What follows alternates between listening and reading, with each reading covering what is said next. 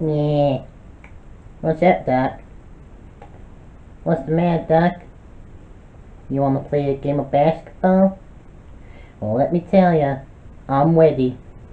I'm ready for the rabbit season basketball game. So come on and slam, and welcome to the gym.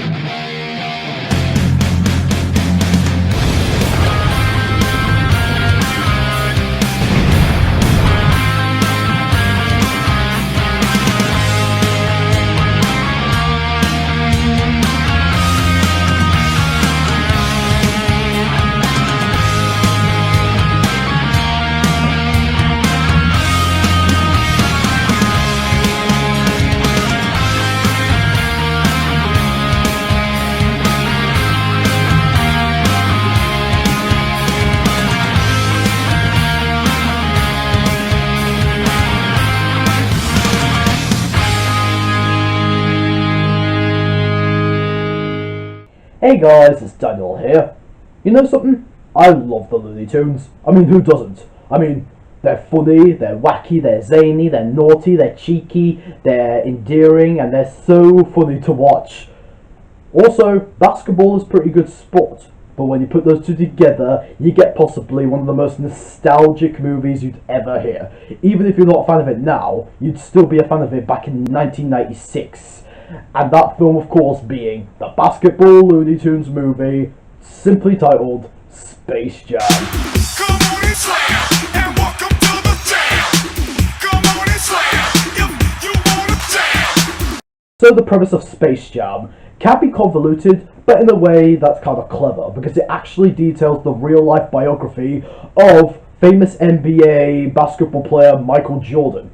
Because the movie starts off with his real-life retirement, about how he retired from basketball and decided to fill his father's shoes in baseball. But then the movie takes a huge whiplash as Michael Jordan gets roped into this basketball game with our favorite Warner Brother cartoons, the Looney Tunes. You see, the Looney Tunes seem to have a little bit of a predicament with these aliens who make them surrender. But considering how they're small aliens, the Looney Tunes decide, you know what, I think we can beat these guys at a game of basketball, so they'll just leave us alone.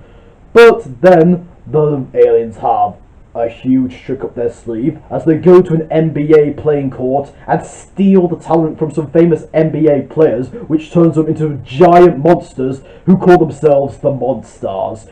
So this game isn't very easy now, and if the Looney Tunes lose the game, they'll have to be surrendered slaves in the Monstars' amusement theme park. So, in the words of Bugs Bunny, Yeah. I think they're gonna need a little bit of help. so Bugs Bunny drags Michael Jordan down into the Looney Tunes world so that he can help them put together a basketball team to defeat the Monstars in a game of basketball. And so now it's up to Michael and Bugs and the rest of the Looney Tunes to defeat the Monstars in a game of basketball and to get back the talents of the NBA players that they stole. And shenanigans ensues. Now, many years ago, before I ever became a teenager, just like any other young child, I absolutely adored Space Jam. Like, it was just my repetitive film that I would honestly keep going back to watch, because after I keep finishing watching it, I end up watching it again and again and again and again, to the point where I didn't even want to stop watching it. And it just into my inner child's love. I mean, because Michael Jordan was in it, I ended up seeing him as a bit of an idol for basketball. But again, that's just in Space Jam. But I ended up getting into basketball because of him. And of course, it was always good to see the Looney Tunes. I mean, again, they're wacky, zany, and childish. Although, come to think of it, not really that childish, because the Looney Tunes weren't originally meant for children. They were originally meant for adults at the time. But now, the Looney Tunes are for all ages. And I don't care what you say, they're not just for kids, you little scum. I'll get you if you say they're just for kids. They're for all ages. You can like them as well. So, after years of not watching the movie, I've suddenly got more back into the love of the Looney Tunes and decided to rewatch Space Jam. And considering how the sequel, Space Jam: A New Legacy, came out, which I have not seen yet, but I will see and review, the sequel got very bad reviews, I was wondering how the original was going to hold up. So I finally watched the movie recently again, and do I still think it's as good as I thought it was back when I was younger? Yes. Yes, it is. Sure, it's not the best movie in the world. It's not the most perfect movie in the world, nor is it the most funniest or flawless movie in the world. And I can see why people are giving it harsh reception or think it's just okay. But that nostalgia keeps the butterflies in my stomach going whenever I see this film, because I still really liked this film. The first big praise that I love about this movie, and one of the biggest standouts that really saves the movie for me, are the Looney Tunes themselves. It's always a treat to see them back again. You see, the live action segments are okay, but honestly, whenever I see the live action segments, I just keep thinking, oh my god, can you just... Look, it's not that bad, but it's still, like, not as good as I thought it would be. Can you just get back to the Looney Tunes? That's what I came to see. I want to see the Looney Tunes. And whenever they get back to the Looney Tunes, that's when the film grabs my attention again. Each of them are still hilarious, each of them are still memorable, and you can really feel the attachment between them. Sure, they do argue sometimes, and they can struggle to think rationally, but that's easy to forgive because they're just so lovely, they're so endearing, they're so funny, and such charming characters that you end up rooting for them and want them to win the basketball game, and so you end up cheering them on in the game.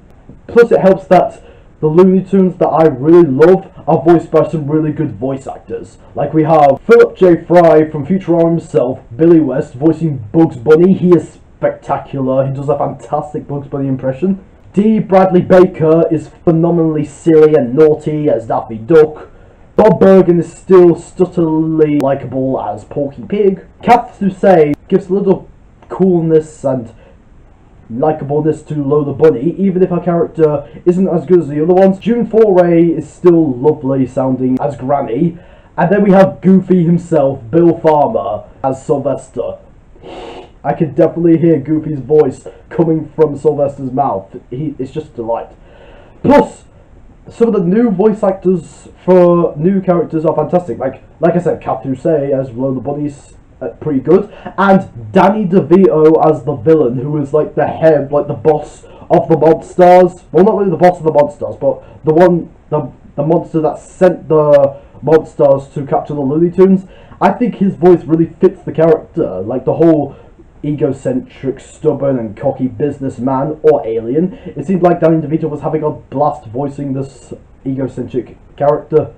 And since we're talking about the Looney Tunes, I also really loved the look of the characters and the animation style. Like, the characters have their own unique movement, although they move all over the place and they bounce all over the place, which is what the Looney Tunes are supposed to be. They're supposed to be wacky, cartoony characters. Sure, I will admit that it felt like that they were more funny in the original shorts, because since the animation in the original shorts was more like stilted, more wacky when they create the jokes, I felt like that the jokes kind of hit more. But the animation still is fantastic in this film.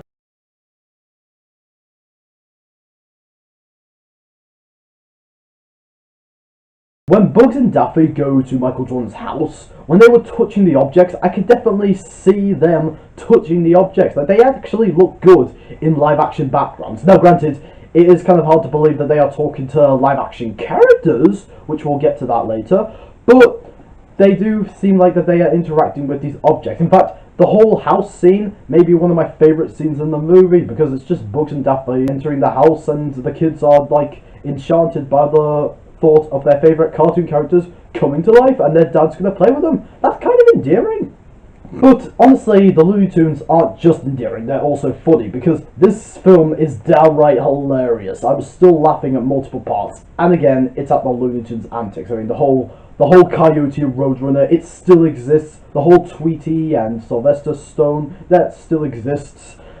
And there were so many unexpected jokes that even when I was younger, I didn't expect them to do. I mean, who can't laugh at this scene?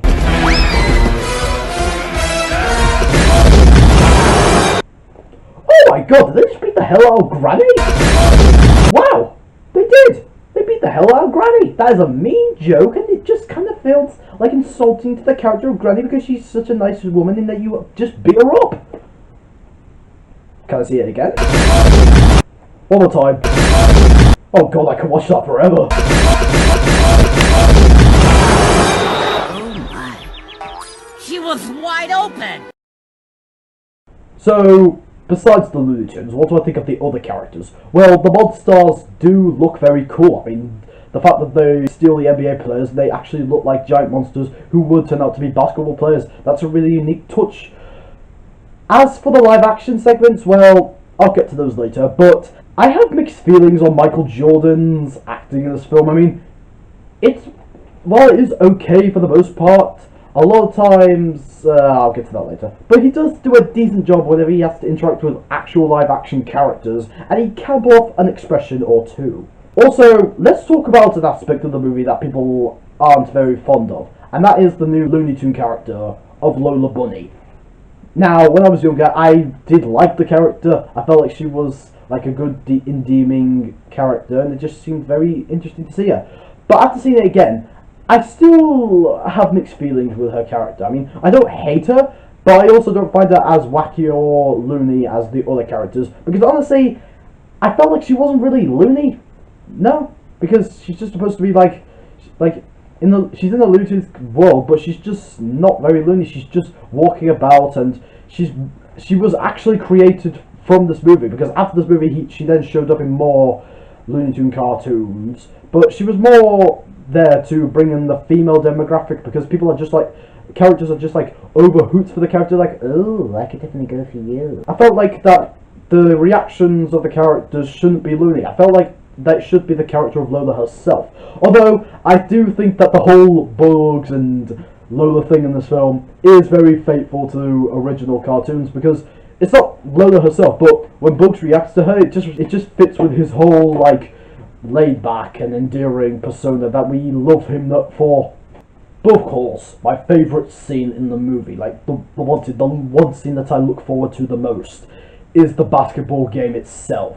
I mean, that basketball scene was awesome. Seeing the Looney Tunes having to go against the Monstars, with the Monstars getting advantages, but then the Looney Tunes rising up in their own loony way, but then the Monstars constantly beating on them, again, adding to some very depth, but also hilarious situations. I mean, again, Granny getting beaten up even though she's an old lady who hasn't harmed anyone in her life. It may be harsh, but still really hilarious. But again, because you love the Looney Tunes so much, you end up cheering them on in the game, and I end up getting goosebumps every time I see it, even though I knew how it was going to end. It was hilarious, it was epic, it looked really cool with all the characters coming together, and again, it's just a treat to see, and I love it a lot. And the last thing that I still really liked in this movie is the music. I feel like that some of the songs were pretty catchy. I mean, I don't remember all the lyrics, but I can see the whole thing that these songs are trying to do. Two major songs in particular. First of all is the Space Jam theme song. I mean, it adds to the whole hip, cool basketball style that the film is going for. Come on and slam, and welcome to the gym. Come on and slam, if you wanna jam. That sounds pretty cool. But the one song that I definitely remember loving the most when I was younger, and I still love it now, is I believe I can fly, I believe I can touch the sky, I think about it every night and day, and the wind can fly away. If you ever felt sad, or depressed, or feel like you can't reach your goals, I think you would feel a little better if you listened to I Believe I Can Fly. Because while I don't remember all the lyrics, I still admire its intention to help people heal from sadness and for them to be who they are.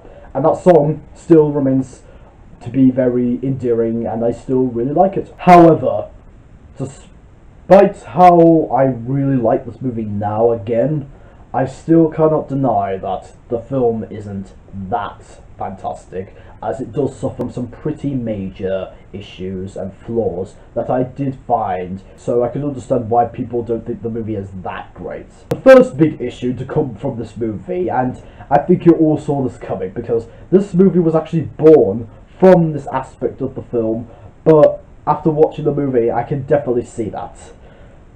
this movie is very commercialized.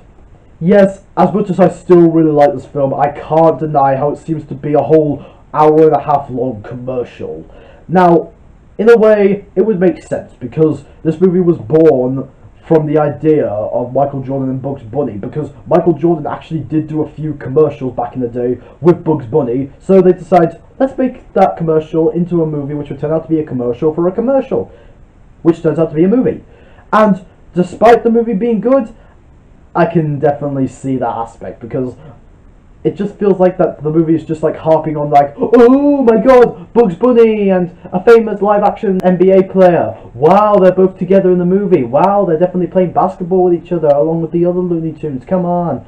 I mean, honestly, that would be fine, but there's a difference between being excited about something and telling a story and just being straight up a commercial. And this movie definitely falls on all of that, because again, the movie is good. I'm not saying it's bad, but again, I felt like that they could have just commercialized less and just focused on like the characters building up to Michael Jordan and all that.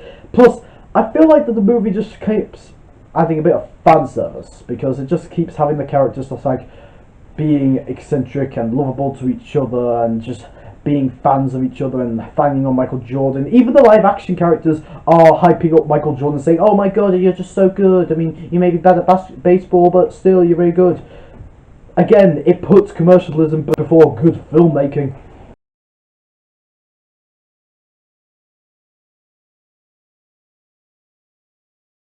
I mean, there was one part of commercialism that definitely stands out, and it's in this scene. It's open! Come on, Michael, it's game time. Get your Hanes on, lace up your Nikes, grab your Wheaties and your Gatorade, and we'll pick up a Big Mac on the way to the ballpark. Really? I mean, that's your big comeback line, Wayne Knight. Yeah, you really got me, guys. I totally didn't see that coming. You blew my mind. What a letdown. I'll get to Wayne Knight's character later on, but seriously, that scene was just like that one scene summoned what the movie's biggest problem is. Another thing that I will admit that this film doesn't really do extremely well, although honestly I don't see it as a big issue, but it did kind of like stood out a little bit to my eyes. And plus, it's very shocking because I wasn't even born in 1990. I was born in like 2005, so I didn't see this movie until like what, 8 to 9 to 10 years later. But after watching the film, I could definitely say, yeah, I will admit that that is an issue I had, even though I wasn't born at that time. And that problem is, with this movie, is that it's kind of dated. Yeah, it does seem like it seems to be stuck in the 90s. The fashion sets, the kind of music that's popular, and the references to pop culture and all that, and all the whole like style and coolness about the character. I can definitely see why this movie doesn't seem timeless, because it seems like the movie just wants to target at the teenagers of the 90s. I mean, honestly, I don't really have huge issues with that. I mean, it is standout, but I will admit that it just kind of fit with the whole like cool persona of the idea of Michael Jordan and Bugs Bunny coming together to play a game of basketball. So I can't really get too mad at the film for being a little dated, but it did stand out. And speaking of dateness, as much as I do like the 2D animation, I really didn't like the look of the 3D animation. I mean, that has not aged well at all. I mean, that looks so poor and terrible. I mean, even Toy Story had better animation than that, and I'm supposed to know that that's actually all animation. Come on, man. Think better about 3D designs. I mean, that's what you'll end up doing anyway once you've reached your sequel, so why not do it in the first place? I also have to mention that the pacing does kind of suffer, considering how it feels a bit more commercialized, because I felt like the movie kind of like rushed a few parts just to get to the basketball game. And again, the basketball game is like best scene in the movie, but I also feel like that the movie could have taken a bit more time to like have Michael Jordan introduced to the Looney Tunes and all that, and helping them like train to be basketball players, because I just feel like it kind of just skips over. Like 1 minute we're with Michael Jordan meeting the Looney Tunes for the first time, then it's Michael Jordan seeing how the Looney Tunes play basketball, And all of a sudden it's to the basketball game. I felt like it could have taken its time. But we have got a really standout issue with the film, besides the commercialism, and that's some of the acting from the live action performances. Some of them are either decent, some of them feel like they're not really like reaching the potential, and one of them is definitely just not good. Like, I didn't like it.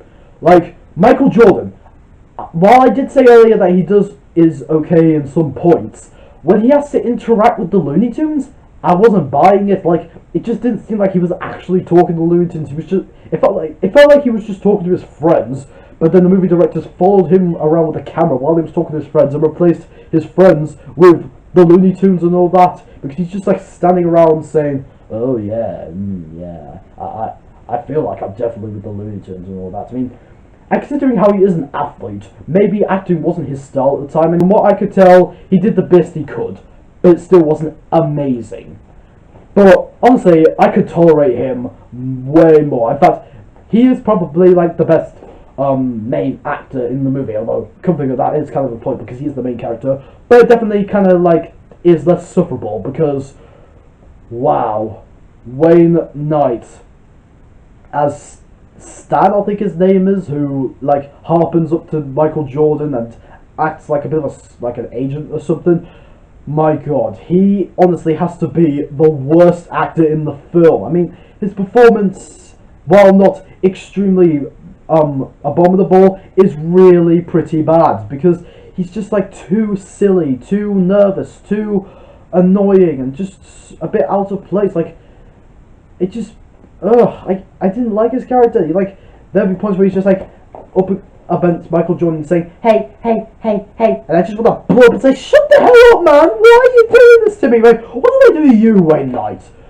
What I've seen from Wayne Knight in other works, I think he does have some good comedic timing. I mean, when he voiced evil Emperor Zurg in the Buzz Lightyear franchise, he was fantastic. Plus, I did kind of like him as Dennis in the Jurassic Park. But his performance in this movie is just, wow, he was terribly miscast in this film. Like, he's probably like the biggest like issue of what I had with the live action segments of the film. And speaking of Wayne Knight's annoying performance, that then leads to my final issue with the film, when the jokes just aren't funny. Yeah, that could be a major problem. Now, like I said, I did find most of the jokes to be very funny. But when a joke dies, man, it really freaking dies.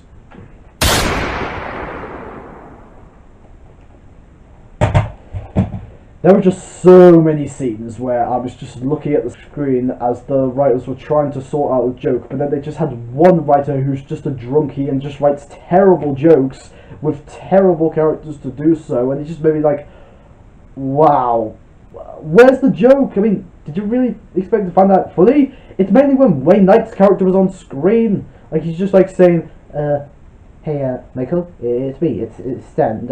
I need you to come out now, you know, because, I mean, we've got a baseball game tomorrow, it'd be kind of weird seeing me not there and all that. I mean, Michael Jordan's just been sucked down a hole, man. I mean, do you really expect to say that? You should be like, what the hell is going on here? In fact, honestly, I feel like that Michael Jordan was kind of the same as well, because when he was first introduced to the Looney Tunes, he was just like, Bugs Bunny? What's going on here? Now, granted, it would be legendary to see the Looney Tunes characters in real life, so I would understand if he'd be calm, but at the same time, I felt like that he would also be, in real life, he would be, what the hell is going on here? But most of the jokes hit bullseye, but some of them are just irritating. However, despite those issues about unfunny materialness, and it just feels like I should be like hating the movie a bit more, I honestly can't, because despite those issues, I still had a lot of fun watching Space Jam. It's like one of my nostalgic movies. I could never hate it, and plus, after seeing it now, I definitely would watch it again, because it still had the same funniness, it still had the same charmness, and the Looney Tunes themselves are the saving grace of the film and made me like fully invested. But where the film lacks, it really lacks. I mean, the commercialism, the dateness, the whole unfunny humour, the poor CGI, some of the poor over-the-top acting, Wayne Knight being very annoying, and I felt like the movie could have taken a bit more time to like immerse us in the story of Michael Jordan and Bugs Bunny being together. But that doesn't mean I hate the film, because I still really like this film and still have endearness for it.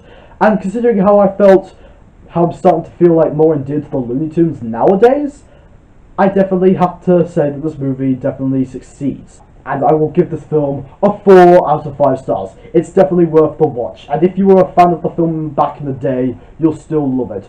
But that depends on what you're looking for, if you still like it as you did when you were younger. But anyway, what do you think of Space Jam? Do you love it?